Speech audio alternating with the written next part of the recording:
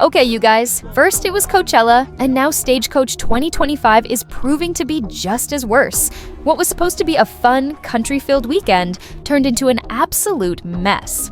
We're talking real injuries from the security team, completely unmanaged logistics that left attendees frustrated, and an influencer literally crying on TikTok after begging brands to send her to the festival for free. I'll be showing you all the footage from the festival, so watch till the end and enjoy this tea. Let's get straight into one of the most disturbing incidents that came from the Stagecoach's own security team, and it ended with a TikToker injured and escorted out by medical staff. She was standing calmly in the crowd, waiting for T-Pain's set to begin. Security had started distributing bottled water to the crowd, a seemingly helpful gesture, until it turned into a reckless hazard. The water bottles weren't being handed out carefully. They were being thrown. And as more hands shot up from deeper in the crowd, security started throwing harder, faster, with zero regard for the people in the way. One of those bottles, a full, unopened plastic water bottle, slammed directly into the side of her head. She blacked out, and she was on the ground, surrounded by strangers trying to hold her up, yelling for help. I just still cannot believe this happened. Like, absolutely crazy. So, security comes out and starts passing out waters to the people in the front of the crowd. And at first, they're just passing them along, they're lobbing them in the air. And then I think as more people started to raise their hands deeper in the crowd, they started to really put some power behind those throws. And 1 second I was standing up, people watching. I got smacked in the face with a water bottle. I just absolutely railed into the side of my head and I blacked out, I think for like 5 or 10 seconds. A little bit of chaos as I am like just totally disoriented as to what's going on. Pain on the side of my face set in. I definitely have a bruise coming up kind of right here on the side of my cheek. Like the side of my face was throbbing. She regained partial awareness only after people had already begun calling for medical assistance. She was bruised, dizzy, and physically stunned. Medical staff responded quickly and ensured she was safe, but she never got to see T-Pain perform. And here's where things get even more serious. Because of the injury, the Stagecoach Festival now has potential legal exposure. The TikToker was encouraged by dozens of commenters to contact a lawyer. Medical expenses, missed performances, possible head trauma. All of it stemming directly from staff negligence. And here's what's worse. If this happened once, how many more people were hurt in less visible ways? No safety protocol justifies hurling hard plastic into a dense audience under the assumption that people will catch them. Now, before we talk about anything else about the festival, we really need to look into this influencer who is whining about brands not sponsoring her to go to the festival for free. Lynn has over 5 million followers, and on the surface, it seems like she wouldn't have to ask for opportunities. But this year, when it came time for Stagecoach, things didn't go that way. Okay, so she emailed over 100 brands. Yes, literally 100, begging them to send her to Stagecoach for free. She claims she worked really hard, crafting all these personalized pitches, like she's out here solving climate change, when in reality, she's just asking for a free trip to stand in the desert and tag a skincare brand on Instagram.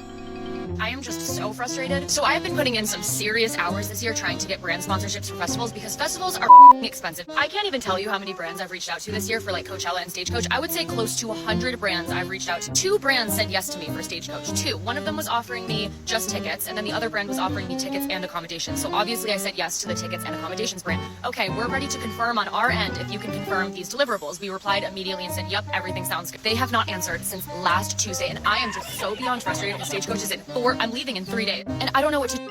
What we're watching is someone humiliate herself on the internet in real time. It's not just cringe, it's tone deaf on a whole other level. People are out here working double shifts just to afford groceries, rent is through the roof, and this woman is performing emotional trauma because a brand didn't sponsor her festival outfit photoshoot weekend, like read the room. And what makes it even worse is that this isn't satire. She's dead serious. She really thinks this is injustice. Like she's the victim of some corporate atrocity because her influencer pipeline got delayed. And let's be honest, she posted this thinking people would rally behind her, that they'd call the brand out, show sympathy, uplift her hard work. Instead, what she got was a front row seat to reality. Most people aren't on her side, because what she's really doing is broadcasting entitlement in the middle of a cultural shift where people are tired of seeing privilege disguised as struggle. Now let's talk about one of the most infuriating aspects of Stagecoach 2025. Something that wasn't just an inconvenience, it was a complete breakdown in planning. I'm talking about the stage setup, or more accurately, the total lack of it. Over 100,000 people showed up to Stagecoach this year, and the organizers decided that 2 main stages would be enough for 100,000 people. You don't need to be a logistics expert to know how badly that's going to go. Is anyone else genuinely not having fun at Stagecoach this year? Like, I genuinely want to know. This is my first year and I don't ever want to come back here. Did they oversell? Is it not that crowded? We're not even going back tomorrow because it's not worth it. We literally sold our wristbands because we're over it. We don't care anymore. Fans packed into the venue expecting a high-end, immersive experience, something worthy of the ticket prices and the lineup of massive headliners. But what they got was a disjointed, claustrophobic mess. The 2-stage setup couldn't handle the volume of foot traffic, and that meant bottlenecks everywhere. There were reports of people standing in place for nearly 2 hours just to claim a half-decent spot. Not front row, not even close, just somewhere with a half-clear view of the screen, not the stage. And this wasn't just frustrating, it was dangerous. Overcrowding led to physical pushing, panic moments, and even minor injuries. Medics were reportedly called in on the first night alone for heat exhaustion and trampling risks. Not because of rowdy crowds, but because people simply couldn't breathe or exit the jammed viewing areas. Just when you thought it couldn't get worse, it did. Let's look into the side of Stagecoach that no one wants to admit caught them off guard. The weather. Number 1, Alex Earl, I love you. Do not get me wrong. I wore a little cutie outfit like you did, but no one told me it got cold in the desert. Freezing. We are freezing in our cutie little outfits. It's like influencers out in the wild. Like, I didn't know it was going to be cold. Shivering. Because somehow in the middle of an actual desert, people were shocked that it got cold at night. Who could have possibly seen that coming? Oh, I don't know, literally everyone who's ever been to Coachella, Stagecoach, or even just Googled desert weather after sunset once in their lives. But no, that would have required opening a weather app, or maybe just using a single brain cell before packing. Micro skirts, fishnet bodysuits, crochet halter tops with precisely 0 insulation. And don't forget the platform boots with no socks and wearing anything that would barely cover their skin. And listen, I'm not here to critique the fashion, but mostly I'm here to mock the fact that people acted blindsided when the sun set. Now, let's get back to the main stage and look into what actually happened during Bryan's set. It happened during the early half of his headlining performance.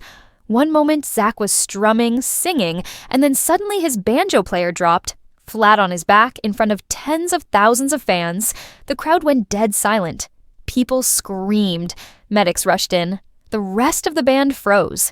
It looked completely real, from every angle. On the big screens, from the barricade, from the back of the field, this looked like a full-blown medical emergency unfolding in real time.